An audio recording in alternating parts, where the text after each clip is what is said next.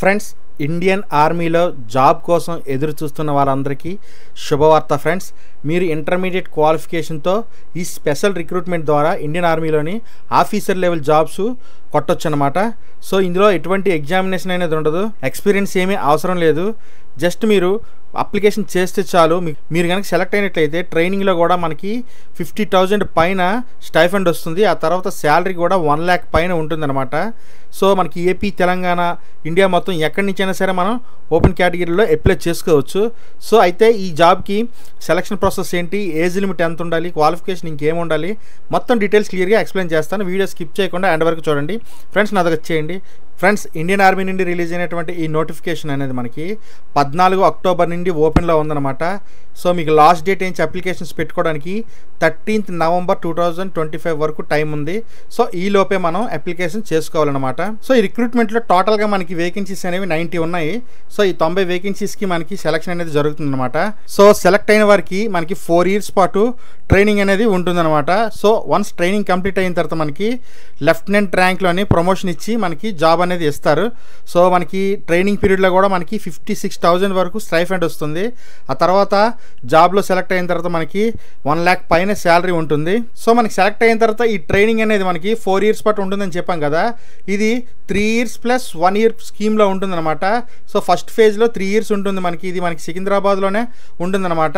So 3 years తర్వాత మనకి last 1 year అనేది మనకి IMA డెహ్రాడూన్లోనే ఉంటుందన్నమాట. సో ఈ ట్రైనింగ్ కంప్లీట్ అయిన తర్వాత మనకి జాబ్ పొజిషన్ అనేది ఇస్తారు. సో ఆ జాబ్ పొజిషన్ ఏంటి అంటే మనకి చూసుకున్నట్లయితే ఇక్కడ lieutenant, captain, major, lieutenant colonel ఇలా ఉన్నాయన్నమాట.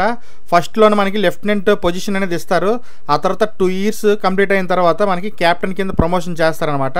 సో ఈ విధంగా మొత్తం ప్రమోషన్స్ అనేవి ఇక్కడ ఉన్నాయి. శాలరీస్ కూడా చూసుకున్నట్లయితే మనకి స్టార్టింగ్లో లెఫ్టినెంట్ అనేది లెవెల్ 10 ప్రకారం 56,000 to 1,77,000 వరకు ఉంటుందన్నమాట. సో ఇలా మనకి మన యొక్క పొజిషన్ మారే కొద్దీ, పెరిగే కొద్దీ మన శాలరీ కూడా ఇంక్రిమెంట్ అవుతుంది.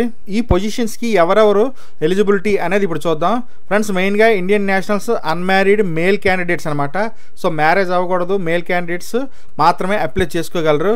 అది కూడా 10+2 కంప్లీట్ అయ్యి IIT, JEE మెయిన్స్కి ఎంట్రన్స్ ఎగ్జామినేషన్ రాసిన వాళ్ళు మాత్రమే అర్హులు అనమాట. సో మీరు ఇక్కడ గుర్తుపెట్టుకోండి, ఇంపార్టెంట్. IIT, JEE రాయకపోతే మాత్రం దీనికి ఎలిజిబుల్ ఎవరు కారు. ఆ తర్వాత మనకి మినిమం అండ్ మ్యాక్సిమం ఏజ్ విషయానికి వస్తే 16.5 years నుండి 19.5 years మధ్య ఉండే వాళ్ళు మాత్రమే అప్లై చేసుకోవచ్చు. అంటే January 2, 2027 ఇంకా January 1, 2010 మధ్యలో పుట్టిన వారు మాత్రమే దీనికి అర్హులు అనమాట. So beyond that, before that not eligible. So ఇందాక చెప్పాం కదా, ఎడ్యుకేషన్ క్వాలిఫికేషన్ విషయానికి వస్తే మనకి 10+2 ఎగ్జామినేషన్ పాస్ అయ్యి ఉండాలి.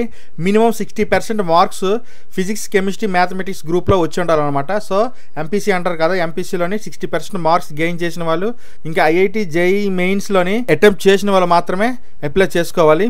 సో మనకి అప్లికేషన్ ప్రొసీజర్ అనేది ఏ విధంగా ఉంటుందంటే మనకి ఆన్లైన్ అప్లికేషన్స్ అనేవి యాక్సెప్ట్ చేస్తున్నారు. సో మీరు ఇక్కడ ఈ joinindianarmy.nic.in వెబ్సైట్లోకి వెళ్ళట్లయితే మీరు అక్కడ లాగిన్ అయ్యి రిజిస్ట్రేషన్ చేసుకోవచ్చు. మీకు ఎగ్జాంపుల్గా చూపిస్తాను చూడండి. ఇది మనకి ఓ వెబ్సైట్. ఈ వెబ్సైట్ లింక్ కూడా నేను కింద డిస్క్రిప్షన్లో ప్రొవైడ్ చేయడం జరిగింది. ఒకసారి ఆ లింక్ క్లిక్ చేయడం ద్వారా మీరు ఇక్కడ డైరెక్ట్గా రావచ్చు. సో జాయిన్ ఇండియన్ ఆర్మీ ఈ వెబ్సైట్లోకి రావాలన్నమాట. ఇక్కడ TES 10+2 ఉంది కదా, ఇదనమాట టెక్నికల్ ఎంట్రన్స్ స్కీము. సో ఇందులో మనకి ఏంటంటే చూడండి 90 పొజిషన్స్ అనేవి మనకి ఉన్నాయి. సో మీరు అప్లై చేసుకోవాలి అనుకుంటే ఇక్కడ సైడ్న మనకి అప్లై ఆన్లైన్ ఉంది కదా, ఈ అప్లై ఆన్లైన్ పైన క్లిక్ చేసినట్లయితే సో మనకి ఇక్కడ సెక్యూరిటీ క్యాప్చా అడుగుతుంది అనమాట. సో మనం క్యాప్చాని ఎంటర్ చేయాలి.